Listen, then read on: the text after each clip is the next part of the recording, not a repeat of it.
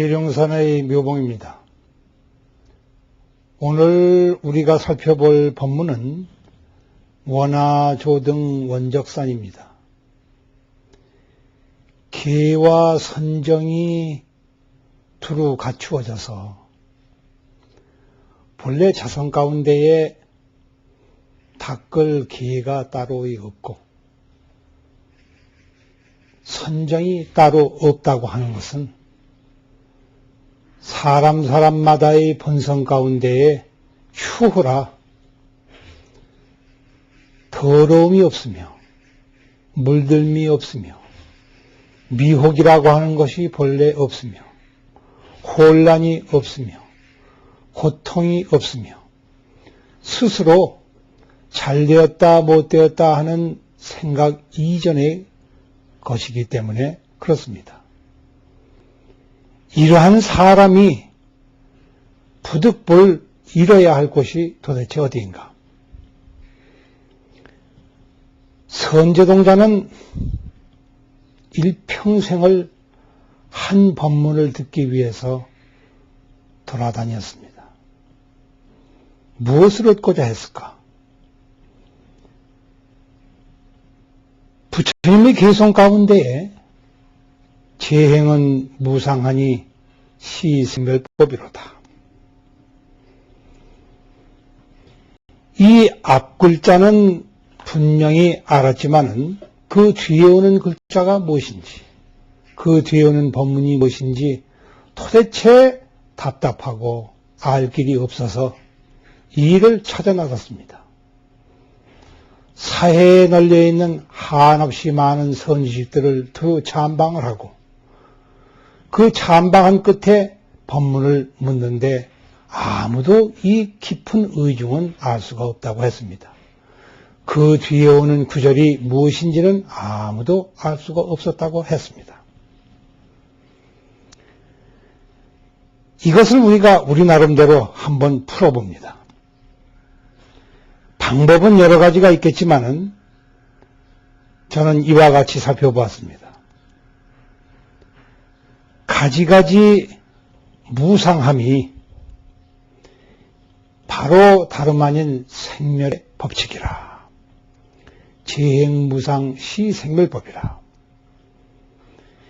이 다음에 오는 구절은 선제동자가 마지막에 가서야 비로소 듣고 목숨을 내놓고 이 법문을 얻어들었습니다. 목숨을 내놓지 아니하고는 이 법문을 얻어듣지를 못합니다. 그러면 이것은 목숨을 내놓았기 때문에 얻은 법문인가? 아니면 본래 가지고 있던 것을 이제야 안 것인가? 이 두 가지 경우는 스스로 공부하면서 살펴야 할 문제겠거니와 이 법문의 끝을 살펴보면 아주 중요한 뜻이 그 안에 들어있습니다. 즉 그 마지막 두 구절은 생멸 자체가 멸하니 열반의 참 기쁨이 이곳이로다 하는 것입니다. 정멸멸이 시생멸법이라. 이것이 정멸위락이라. 이 정멸이라고 하는 이 글자가 바로 이제 오늘 살펴보는 문제입니다. 보통 우리는 니르바나라고 해서 이 말을 쓰는데 옛날 번역에는 보통 멸도라고 이 글자를 풀이했었습니다. 멸할 멀자에 건널 도자입니다. 멸하여서 건너가는 곳이라는 뜻입니다. 그런데 나중에는 이 글자를 바꾸어서 원적이라. 뚜렷할 원자, 둥글 원자에 고요할 적자를 썼습니다. 멸도라고 하게 되면 고진멸도와 혼동을 할 위험도 있고 여러 가지 이유가 있겠지만 그 가운데서도 가장 중요한 것은 멸한다는 말에 사람들이 어떤 거부감을 느낍니다. 멸한다고 하는 것은 보통 없어진다는 것으로만 알기 때문에 그렇습니다. 그래야 이것을 대승적인 차원에서 고요하고 본래 뚜렷하여 밝은 것이라는 뜻으로 아마 바꾼 것으로 짐작해 봄직합니다. 그래야 이곳에서는 열반이라는 말 대신에 정멸이라는 말 대신에 원적이라는 말을 썼습니다. 그리고 이것은 그냥 원적이 아니고 원적산이라고 해서 밀산자를 여기에 하나 더 붙였습니다. 왜 이와 같이 이름을 붙이게 되었을까? 저 고해의 바다를 건너서 결국 이르는 곳이 어디였는가?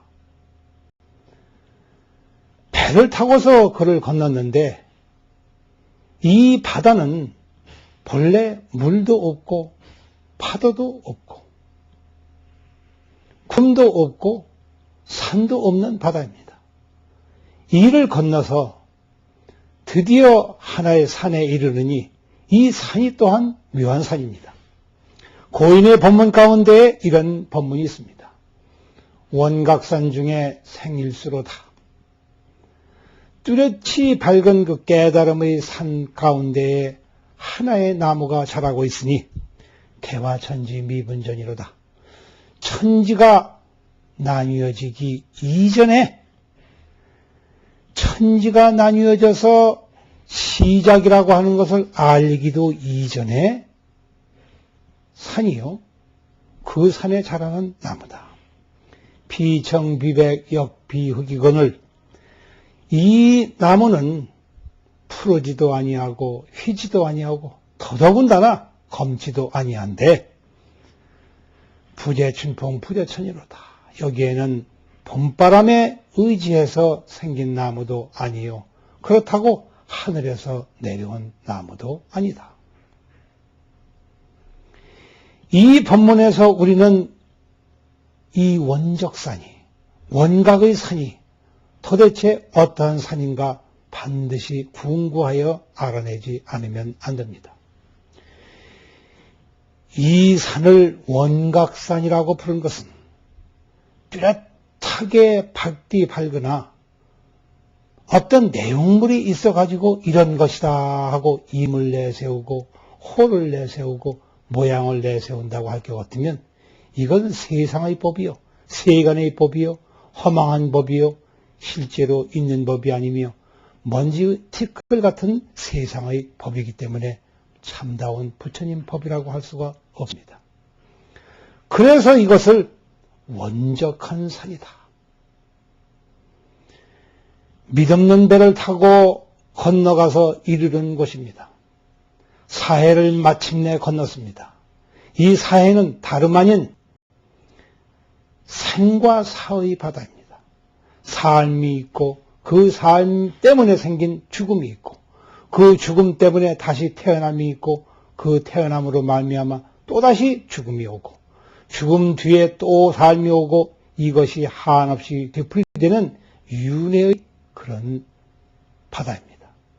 그런데 이 바다를 건넜다고 하는 것은 곧 다름 아닌 생사의 고통을 여인 그런 산이어야 됩니다. 이 산에 어서 오르고자 하는 서운을 여기서 낸 것입니다. 그래서 이것을 이 모든 것들이 다 생멸의 법이니 정멸멸이지 이 정멸하여서 저 생사가 다 멸한 그곳이 참으로 진락이라 참으로 기쁜 곳이다. 즉 여기에서 밝히고자 하는 것은 저 멸이라고 하는 것이 그냥 없어지는 것이 아니요 구경의 멸이니 곧 죽음이 없기 때문에 멸이라고 불렀던 것이요 다시 태어남이 없기 때문에 고요함이라고 하였습니다. 원적산이라고 하는 것은 다름 아닌 죽음이 없는 산이요 태어남이 없는 고요한 산입니다. 이 고요하고 뚜렷이 밝아서 생과 멸을 여인 그 산에 어서 오르자고 하는 것입니다. 이것은 다른 데 있는 것이 아니요 바로 열애의 체성이며 사람마다 가지고 있는 제 성품의 산이기 때문입니다.